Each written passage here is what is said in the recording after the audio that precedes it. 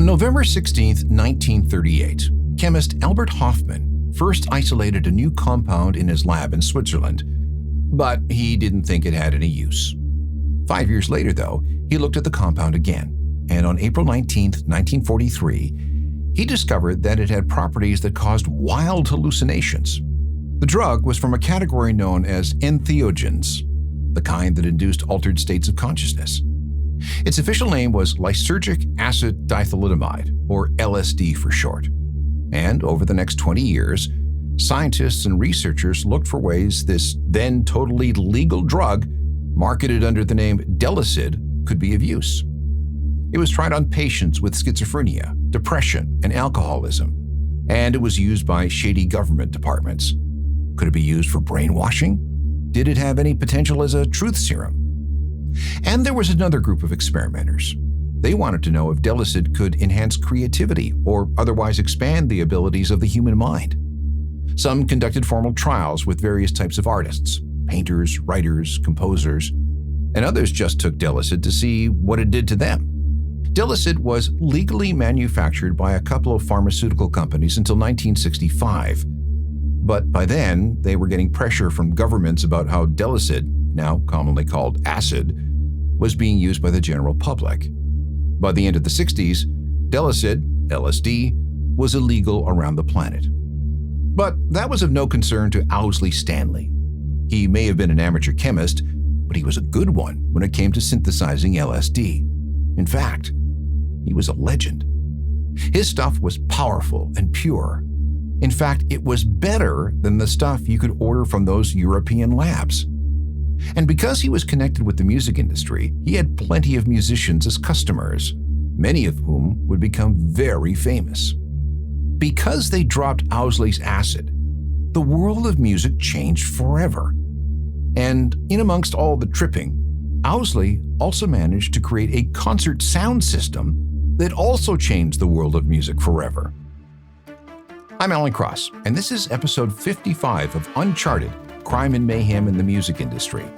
This is part 2 of the wild LSD story of Owsley Stanley, the man they called Bear.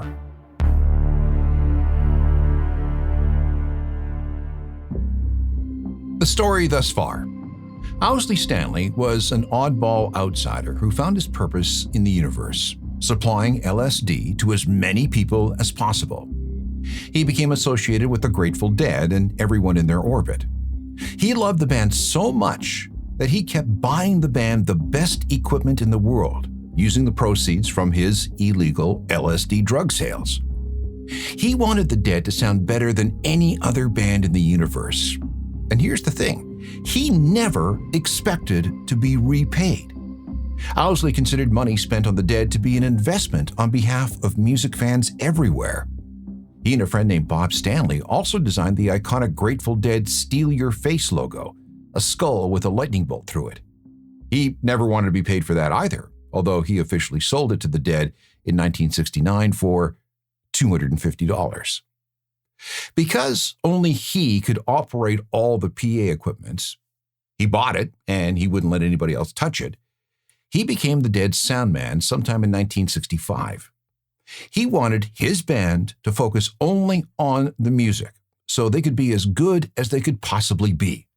He would worry about the audio. We'll come back to that part of the story in a bit, because right now, we have to talk about the acid. Through the mid-1960s, Owsley, known as Bear because he had such a hairy chest and because he made some pretty weird noises while having sex, he had been supplying hundreds of thousands of doses of his homemade LSD to everyone who wanted it.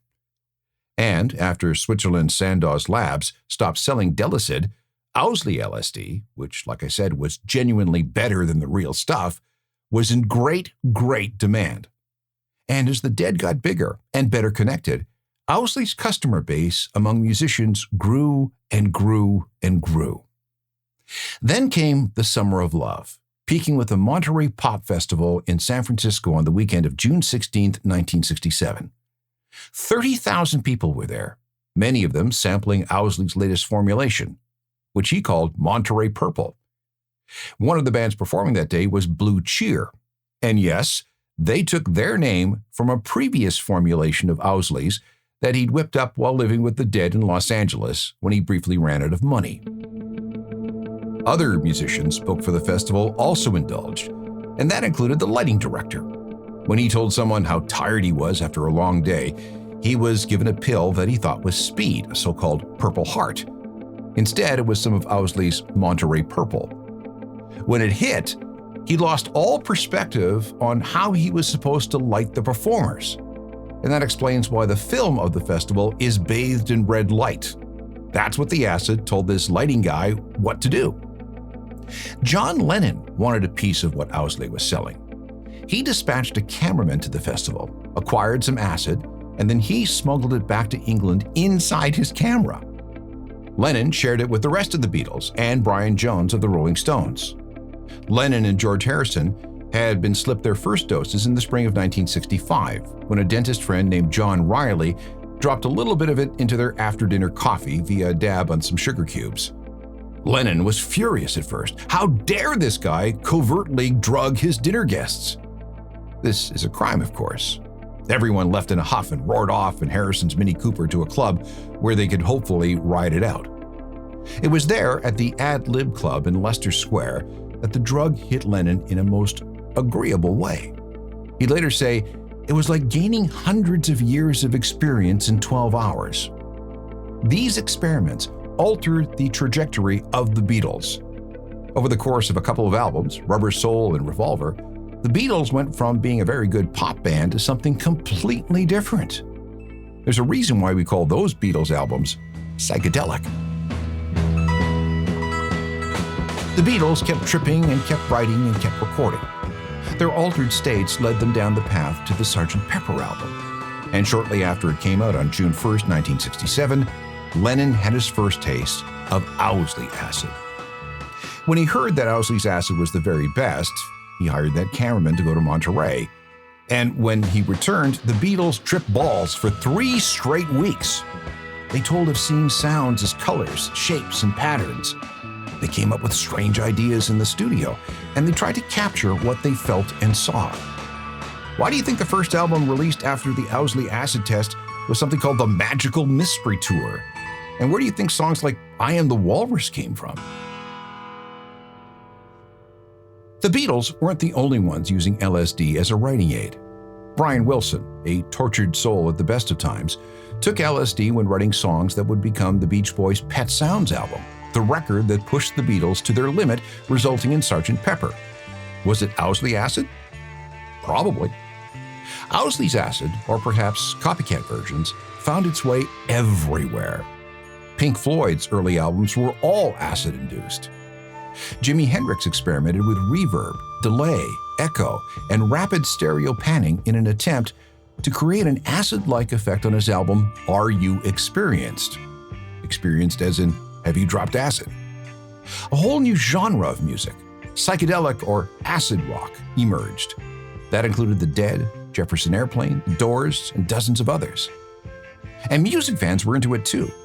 They swore that LSD, especially Owsley's, opened their minds to new things.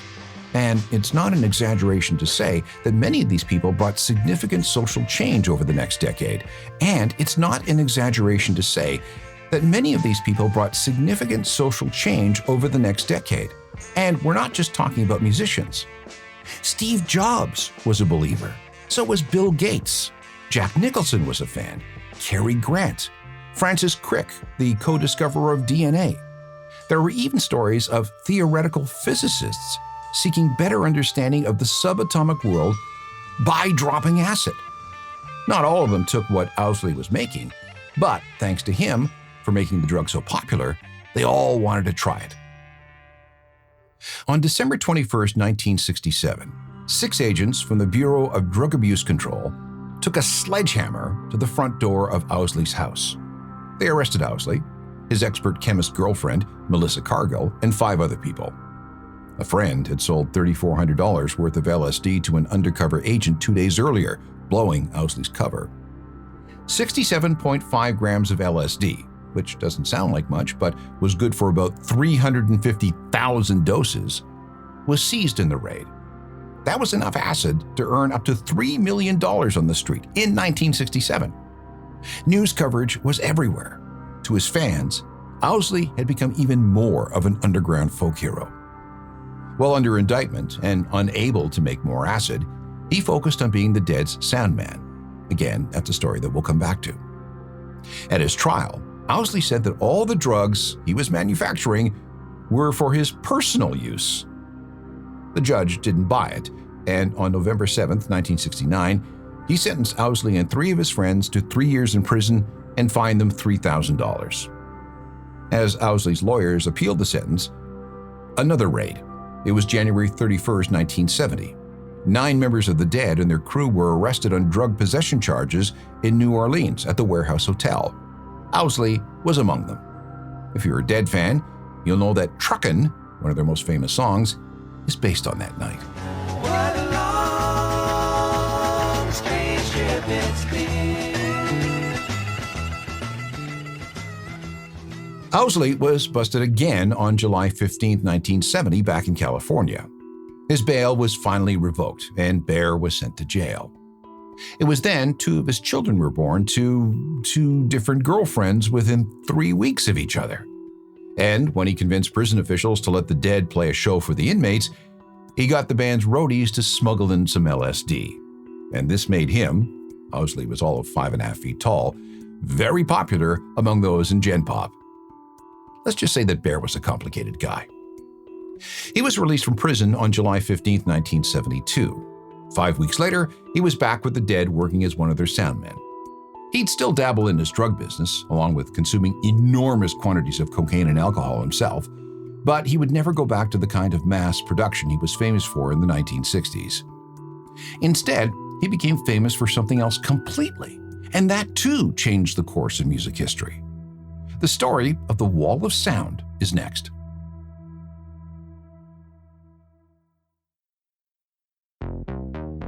If you remember part 1 of the Owsley Stanley story, we went over the history of PA systems and how they evolved into sound systems for today's concerts. Owsley developed an obsession with audio gear even before he met the Grateful Dead, and he began with something dangerous. When he was 19, he suffered an accident while diving into a pool off the high board. He landed on the water hard on one side of his head, and that injured his hearing for the rest of his life. But it also informed who he would become. After that day in the pool in 1954, he claimed that he could see sound as interacting waves of color. And when he got into LSD, the effect, probably a form of synesthesia, was enhanced.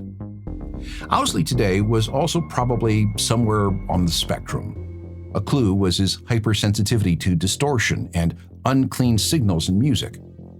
Another sign was the complete and utter fugue into which he descended while working on electronic gear. His obsessive concentration was legendary among his group. On Saturday, December 11, 1965, Owsley attended one of author Ken Kesey's famous acid tests.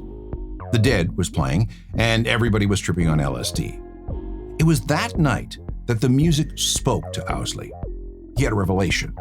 The Dead was so fantastic that they must be able to use the finest audio equipment in the universe.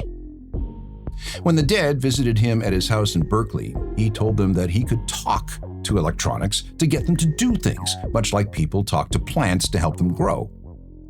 The living room at his house was huge, 35 by 55 feet, and dominated by giant Altec Lansing voice of the theater speakers, units meant for movie theaters, not living rooms, and they were powered by expensive Macintosh amplifiers. None of this was cheap, but remember, Owsley was bringing in millions through LSD sales. It's estimated that he spent $20,000 back then, the equivalent to about $200,000 today, on audio equipment, and virtually everything was paid for in cash. "I want you to use my gear when you play live," he insisted, "and I will bankroll whatever you need in terms of audio equipment." It's unknown how much he spent, but it was a lot. And Owsley's obsessive nature rubbed off on the band. He encouraged perfectionism, something that drove everyone in the group to be better musicians. One of the first things he did was purchase some very expensive Sennheiser microphones, which he used to tape the Dead every time they plugged in, whether it be for a gig or just a rehearsal. This was the only way, he said, that the band could get better, by hearing exactly how the audience heard them. It was an amazing setup for its day. Power amps and preamps, horns and woofers, integrated tape decks for recording every note, ridiculously robust cabling, and custom mixing desks to make sure all the instruments blended together perfectly. There was also a super bass unit that boomed audio below 100 hertz right into the floor, so rooms literally shook with that kind of low end. It kept getting modified too. More Macintosh amps, transformers that were more carefully made, more robust power supplies, maybe half a dozen voice of the theater speakers, more cables, some as thick as a man's arm, that were originally designed for plugging in ships that were docked so they had power from shore. But the problem with Owsley's sound system was that it was heavy and awkward to transport and took forever to set up, at least 5 hours, and it was finicky in its operation and didn't always work, and took forever, another 5 hours, to take down and move to the next gig. And because this was really home stereo gear, it really wasn't up to the abuse it took being moved around so much. Owsley was constantly tinkering with everything. He would not let a show start until he was absolutely certain everything was perfect. He was often seen pleading with the gear. "How could you fail me?" he'd wail at an amp or crossover. "Here's what you need to do," he'd say to a piece of equipment. "I know you can do it." This is why a lot of Grateful Dead shows back then didn't start on time. It was Owsley talking to the PA system. But when it worked, wow! It was, for its time, the loudest, cleanest, clearest sounding PA system on the planet. Now remember, most bands were using basic amps and a couple of generic speaker cabinets back then. Owsley and his guys also came up with some very important innovations. Bob Cohen, one of the Dead sound system people, came up with the idea of putting speakers in front of the band so they could hear what the rest of the group was playing. So he basically invented stage monitors. And while working for the Dead, he also came up with the basics of noise-canceling technology that we all use in headphones and earbuds today. It was so advanced that he sold the idea to NASA. Meanwhile, Owsley was always after equipment manufacturers to step up their game. He'd go to the big companies of the day like McCune and demand that they do better. He badgered Altec Lansing and JBL to build better speakers. This quickly filtered down to consumer products. Why did home stereo systems start sounding better in the late 60s and early 70s? The Dead, led by Owsley Stanley. And none of this, the explosion in home audio gear, may not have happened if Owsley had not been making millions of dollars illegally selling LSD. By the early 1970s, the Grateful Dead had graduated to playing arenas and stadiums. This, of course, meant they needed ever bigger and better sound systems. Owsley was up for the task. He'd stopped making LSD because of his legal problems, so he couldn't foot the bills as much as he used to. But the Dead was earning enough in concert cash to cover most of those expenses. Well, most of them. However, the bigger the sound system got, the more overhead the Dead took on. More gear, more roadies, more trucks for transportation. And then Owsley finally went to jail in 1970 after all those drug busts, and he was gone from the Dead circle for 2 years. In that time, other members of the Dead crew worked on the band's sound system. That included Tim Scully, who had been Owsley's apprentice in the early days. By this time, he was designing and building his own gear, things like the Insect Fear device, which, when used with guitars or microphones, created all kinds of weird sounds. When Owsley was released from prison, he eventually worked his way back into Dead World, elbowing his way past roadies and sound engineers that had replaced him when he was locked up. By this time, the Dead had been using a system that Bear did not like. He called it a waste of money because it did not meet his exacting specifications. Somehow, he convinced the Dead to let him build his dream system, a PA completely free of distortion, with a built-in monitoring system so the band members could hear themselves. And this is where we encounter the wall of sound. Now, this is not the wall of sound production technique used by Phil Spector to create all those AM radio hits in the 1960s. No. This was a sound reinforcement rig that no one had ever imagined, and one that could reach an audience of up to 100,000 people or more.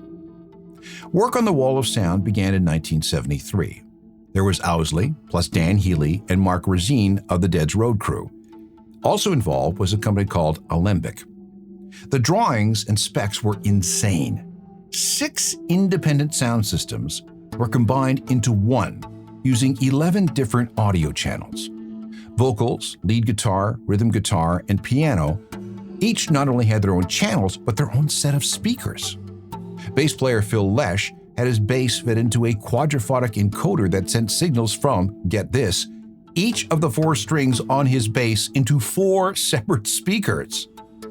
Drums had their own channels for kick drum, snare, tom-toms, cymbals, all to their own speakers. And taken together, this meant exceptionally clean sound.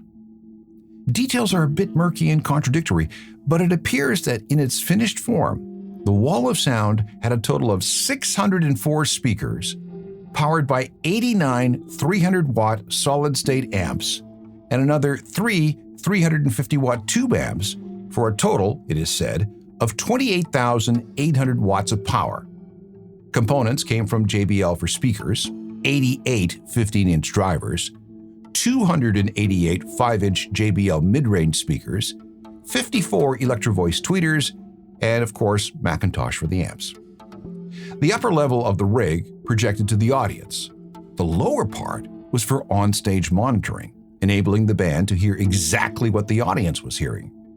This required a special 2-microphone setup for each vocalist to create noise-canceling effects to avoid feedback. Each player could individually adjust what they heard, responding as they saw fit to the energy they were getting back from the crowd. And there were no stage monitors either. The PA was the monitor. And the wall of sound was most likely the first to ever use a construction known as a line array for the speakers, which is now standard everywhere. Total weight? About 75 tons. It traveled in 4 semi-trailers and required a crew of 21 just to move it. It needed 40 people to operate it. It was so complicated that 2 sets of scaffolding were needed. While the Dead was playing one show, roadies went ahead to the next stop on the tour to prepare for the next gig, setting up scaffolding that awaited the speakers and amps. At one point, there might have been even 3 sets of scaffolding. When it was fully set up, it looked like an amazing piece of metal sculpture, 76 feet wide for indoor shows and 100 feet wide for outdoor gigs. Audio was considered excellent at 600 feet. Even those a quarter mile away reported hearing things clearly. The only thing that defeated the wall of sound was wind, which degrades audio at a distance. You can't fix that. Total cost to develop in 1974? About $350,000, equal to $2.3 million today. The official debut of the Wall of Sound was at the Cow Palace in San Francisco on March 23, 1975. That show was recorded, of course. It's available under the title Dick's Picks Volume 24. This is an exceptionally super clean live recording.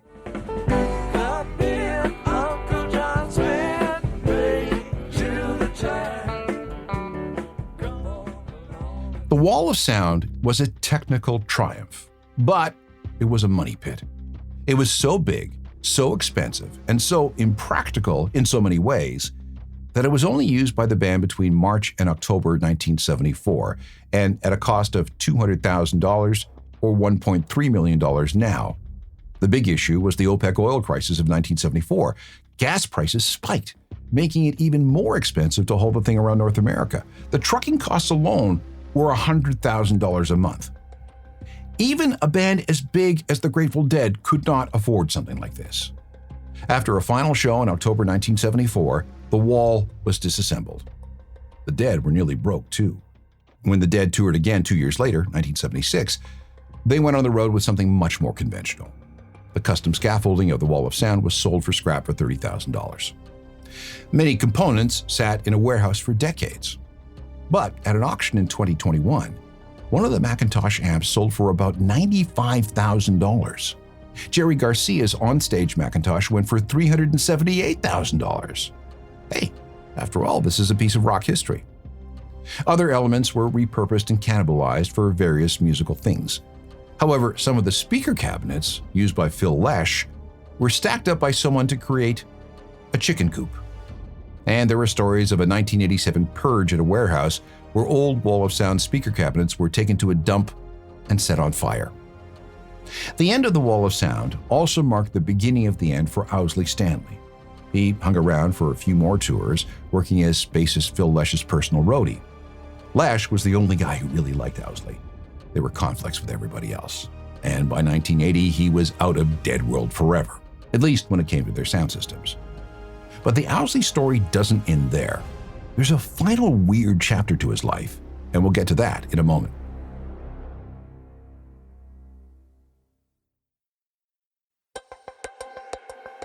Despite being ejected from being a member of the Grateful Dead road crew, Owsley Stanley still hung around with the band. While in prison in the early 1970s, he learned how to make jewelry.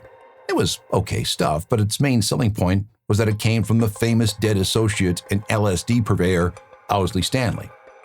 He'd tour with the band, making sure he always got a backstage pass, which he always got, and then sell his stuff with all the other merch people. Keith Richards of the Rolling Stone was a customer.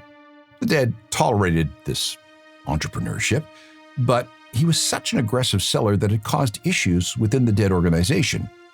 He once went after Chelsea Clinton so hard at a Dead show that her Secret Service detail had to step in. He did some live mixing work for Jefferson Starship. He started a cannabis farm in California, illegal of course, and it never made a profit. Then, in the early 80s, Owsley became convinced that the entire planet was headed for a cataclysmic climate shift, a new ice age, which would engulf most of the northern hemisphere. So he moved south to Australia in 1982, establishing a remote off-the-grid homestead somewhere in the vicinity of Cairns. Even so, Dead fans would occasionally seek him out on some sort of pilgrimage. He spent much of his time killing the large poisonous toads that infested his property. He kept track. 3,803 poisonous Australian toads met their demise at the hands of Owsley Stanley. He continued with his lifelong all-meat diet, no carbs for him. He thought this would keep him from getting sick. But in 2004, a lump in his neck appeared just below his jaw. It was cancer, which started in his tonsils.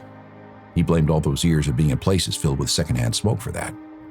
He sought treatment, including some very high-dose radiation, which killed the cancer, but also left Owsley with lingering side effects. Half of his throat no longer worked, and he found it difficult, if not impossible, to swallow solid food. He spent the rest of his life mostly drinking homemade smoothies made largely with pureed meat, mostly chicken legs. Even Owsley agreed this was pretty gross. There was still plenty of money stashed away from his LSD years, so he and his partner Sheila existed comfortably on that. They even took a big trip around the world in 2007. But Owsley got thinner and thinner. He still was active, and his mind was as sharp as ever, but it was obvious something wasn't right. On March 11, 2011, Owsley and Sheila flew to Sydney to see an oncologist to make sure he was, in fact, cancer-free after 5 years. The news was good, so they flew back home to Cairns, and once there, they headed out on the road back to the homestead. The story Sheila would later tell is that Owsley was behind the wheel when a Miles Davis song came on the radio. Owsley looked down to turn it up. Just then, their Toyota Land Cruiser hit an oil slick. He lost control, and the truck went off the road into a pool of mud and water before hitting a large tree. The roof of the Land Cruiser caved in, crushing him. By the time paramedics arrived, he was gone. His funeral was on March 22, 2011. Those who could flew to Australia. Those who couldn't watched over Skype. His coffin was covered with flowers from the homestead and adorned with the Grateful Dead logo, the one he helped create. His death was worldwide news, especially within the Dead and LSD community. The New York Times had a long obituary, as did papers in Australia and the UK. After his funeral, he was cremated. When the Grateful Dead appeared for their 50th anniversary Fare Thee Well show at Soldier Field in Chicago in the summer of 2015, some of Owsley's ashes were placed on the soundboard. so he could oversee things one more time. Now that you know his story, you can see how Augustus Owsley Stanley had such a profound effect on music. He wasn't a public LSD evangelist. That was the job of people like Aldous Huxley and Timothy Leary. But he was the world's greatest supplier of the drug. The chemistry created by he and Melissa Cargill may have been the best LSD ever manufactured. Because he was in California, he was able to meet the Grateful Dead. And because he was with the Grateful Dead, he was able to meet a lot of people, including other influential musicians and artists. Those artists tripped on his LSD. That included the Beatles, the Rolling Stones, the Beach Boys, Pink Floyd, and untold others. Their music changed, expanded, and evolved as a result. His LSD gave birth to a whole new genre of rock, psychedelic music, which we still listen to today. Steve Jobs tripped, saying that it was a profound experience and influenced the way he thought. Would Apple, the world's most profitable company, exist today without the legacy of Owsley's LSD? I don't know. Bill Gates dropped acid too. Did that affect the rise of Microsoft? Again, who knows? Concert sound changed forever because of Owsley's single-mindedness when it came to making the Grateful Dead sound as good as possible, and many of his techniques and designs are still used in concert sound today. Along the way, he forced audio manufacturers to make things better. And while developing the wall of sound, he and his people created the tech for things like noise-canceling headphones and earbuds. His relentless habit of taping the Grateful Dead helped give rise to the bootleg recording industry and tape trading. And all this is underscored by the true crime of all this. Everything that we have talked about over this two-part podcast stems from Owsley's manufacture and sale of an illegal hallucinogen, something that sent him to jail. Had he not made millions selling LSD in the 1960s, LSD the right people consumed at exactly the right time, think about it, where would music be today? Oh, and one more thing. Owsley is in the Oxford English Dictionary, and Owsley is forevermore known as an exceptionally powerful type of LSD. You can look it up. You can catch all episodes of Uncharted by downloading them from your favorite podcast platform. If you have any questions or comments about anything you hear on this podcast, shoot me an email, alan@alancross.ca. We can also meet up on all the social media sites along with my website, ajournalofmusicalthings.com, which is updated with music news and recommendations every day. And there's the free daily newsletter you should get. And please check out my other podcast, The Ongoing History of New Music, which deals with rock music at large. I have hundreds and hundreds and hundreds of episodes that you can enjoy all for free. See you next time for more stories of crime and mayhem in the music industry. Episodes arrive every 2 weeks. Technical productions by Rob Johnston. I'm Alan Cross.